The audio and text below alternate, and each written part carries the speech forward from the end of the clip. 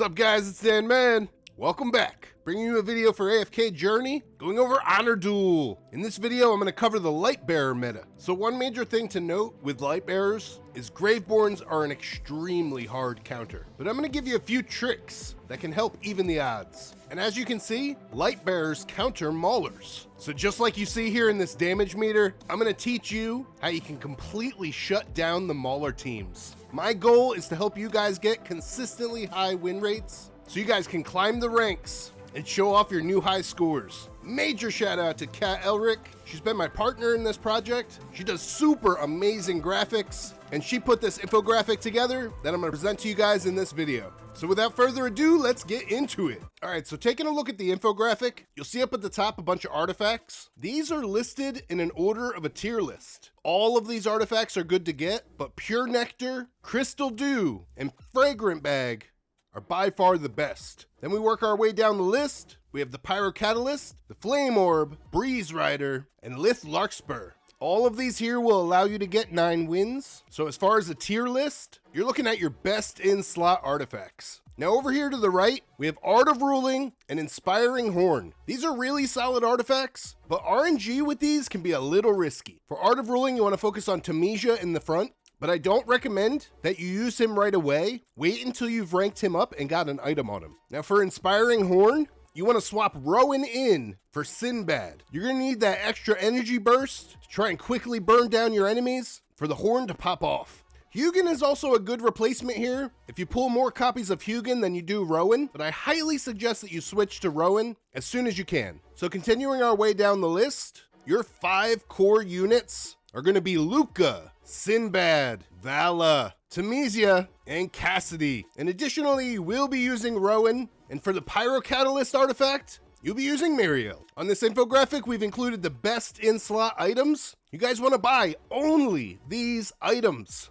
Save your honor badge. Your honor badges are better spent getting copies of your heroes. But when you see these items, make sure you buy them. Additionally, I wanted to note a couple things with the artifacts and items. When using the Breeze Rider artifact, the very best item that you can get is the Exquisite Leather. This is a secret cheat code. If you have one of these on each of your heroes, they do stack. And on that first explosion from the Breeze Rider, you're gonna see some nuke damage. It's pretty fun, it's pretty intense. Try it out, you guys will have a good time. Additionally, with the Breeze Rider, for Cassidy, you can ignore the Gaze of Power and the Fire Dance, as you won't be able to cast your ultimate. So instead, you want to look for the Hunting Armor, and eventually you can upgrade it to a Grandmaster Crown once you have at least 2 mythic heroes, where Cassidy is one of them. Now next up we have the Crystal Dew. Important thing to note here, normally you don't want to put any items on your hero with this artifact. However, if you find a Gaze of Power or a Fire Dance, you should put it on your Cassidy immediately.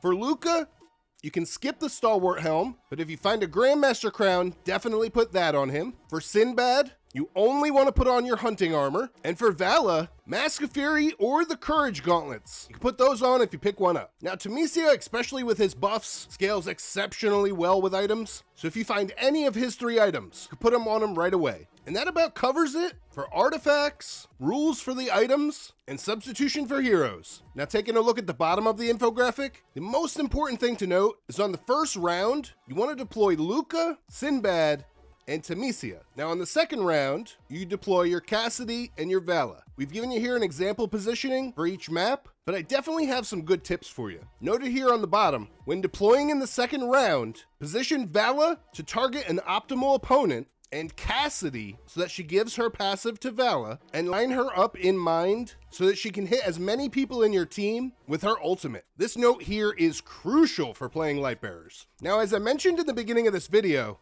Graveborns greatly counter Lightbearers, but I'm going to teach you the trick to level the playing field. When you can identify that your enemy is using a Graveborn team comp, you'll note this by which artifact they're using. So if you see a Pale Crown, Sylvena's artifact, you want to drop Tamesia and Sinbad on turn 2. So taking a look at team 1 here, on the first round of deployment, you're going to put down Luca, Cassidy, and Vala. Now basically, put Vala and Cassidy where Tamesia and Sinbad are positioned, right next to Luca. Then on round 2, drop Tamesia and Sinbad in the back, where Vala and Cassidy are positioned in this image. This will allow you to dodge the Nara or the incoming Savina, and this is a great way to deal with those pesky Graveborns. Again, you guys, positioning is very fluid. It comes with experience. This is where a lot of players struggle. Focus on the suggestions that I've given you here, but you have to play adaptive. Move your Vala to the other side, play around with her to see who she's targeting on the enemy team before you lock her in. Use these tips and tricks, and I'm confident you guys will come away with some serious win streaks. This is it, you guys. That's all I got for Lightbearers. Stay tuned because I am putting out videos for all of the other classes. So if you watch this series,